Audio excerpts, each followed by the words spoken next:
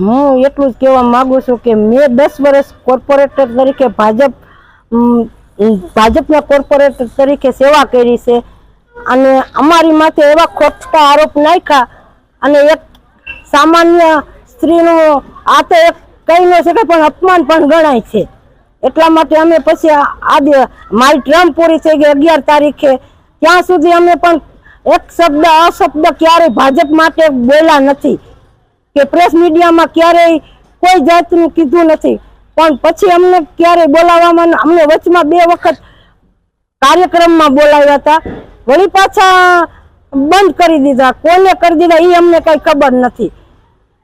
તમારા પર આક્ષેપ લગાવવામાં આવ્યા હતા આવાસ કૌભાંડને લઈને અમે પરિવાર મોટો છે અને એ પરિવારના આધાર પુરાવા જે જમા કરાવ્યા હોય એ તપાસ કરી લે ત્યાંના કૂપન ક્યારના છે એ તપાસ કરાવી લે તાત્કાલિક કરાયા હોય કૂપન ત્યાંના તો એ તપાસ કરાવી શકે એની માટે અમારી છૂટ છે। આધાર પુરાવા તો ખોટા કોઈના હોતા નથી અને ખોટા કરાયા હોય તો કોર્પોરેશન જઈને તપાસ કરાવવાની છૂટ છે। અમે કોઈ આધાર પુરાવો ખોટો કે તાત્કાલિક એમરજન્સી અજમાવ્યો નથી। અને આક્ષેપ પછી તમને ભાજપ પક્ષે સાંભળ્યા હતા?